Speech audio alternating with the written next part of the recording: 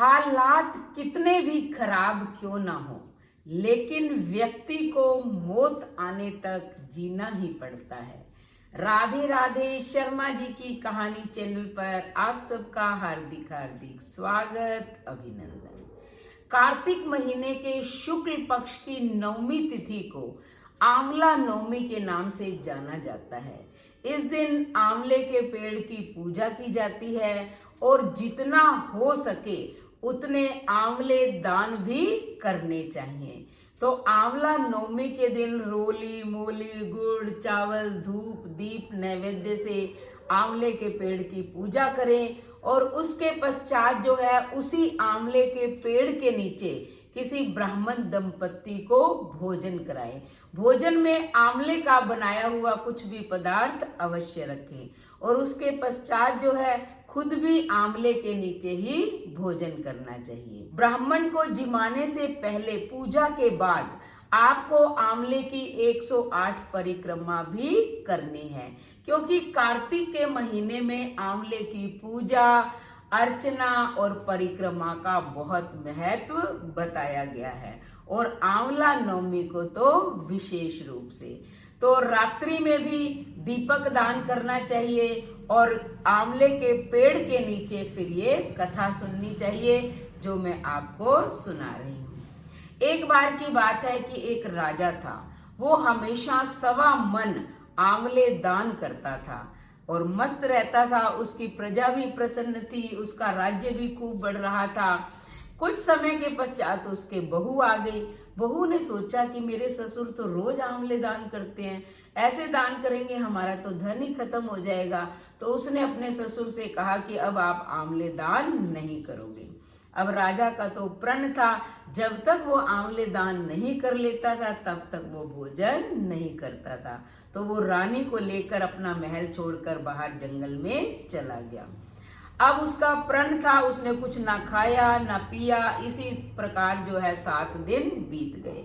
अब भगवान नारायण ने सोचा कि अगर मैं इसका सत्य नहीं रखूंगा तो मुझे कौन मानेगा, क्योंकि मनुष्य का भगवान के सिवा और कौन है। तब भगवान ने रातों रात उस जंगल के अंदर जो है एक महल बना दिया। जैसा महल राजा का था उससे भी बहुत बड़ा महल, वैसा ही राजपाट और खूब सारे आंवले के पेड़ भी लगा दिए। जब सुबह राजा की नींद खुली, उसने देखा कि हम तो जंगल में थे, ये महल कैसे आ गया, राज्य कैसे आ गया। तब जो है राजा ने रानी को कहा कि देखो रानी, हमारे पास कितना बड़ा राज्य आ गया है, इसलिए कभी भी व्यक्ति को सत्य का साथ नहीं छोड़ना चाहिए। सत्य का जो व्यक्ति साथ छोड़ता है उसका सब कुछ चला जाता है, और अगर सत्य के कारण आपसे लक्ष्मी रूठ गई है तो सत्य का पालन करते हुए वो वापस फिर आ जाएगी।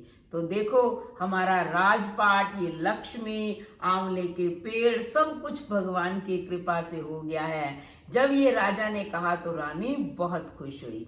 अब उन्होंने स्नान किया, फिर खूब सारे आंवले वही 1.25 मन इकट्ठे किए और दान कर दिए और आनंद से रहने लगे।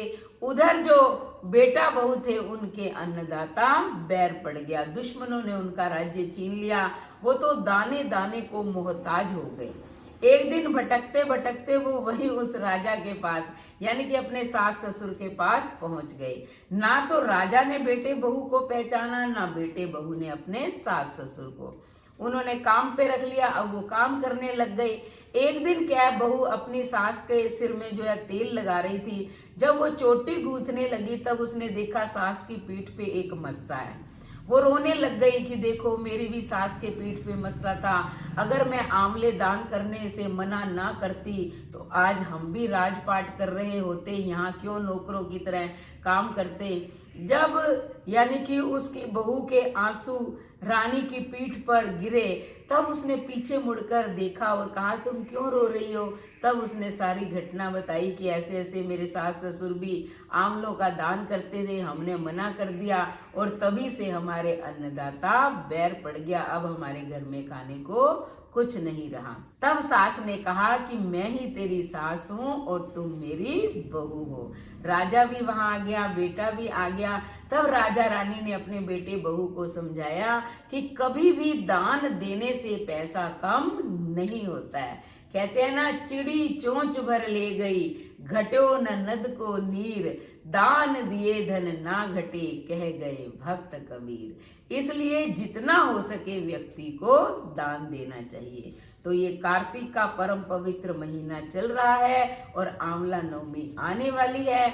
आप भी जितना हो सके आंवलों का दान करें, आंवले से स्नान करें, आंवले का तेल लगाएं, आंवला ही भोजन में खाएं। फिर देखें भगवान नारायण की कृपा से किस प्रकार आप पर धन दौलत की बरसात होती है। पहले आप पूरी वीडियो देखें, उसके बाद अगर चैनल पर नए आए हैं तो पहले चैनल को सब्सक्राइब करें, फिर लाइक और शेयर करें, कमेंट करें और बेल आइकन के बटन को दबाएं ताकि ऐसी ही धार्मिक वीडियो का नोटिफिकेशन सबसे पहले आपको मिले।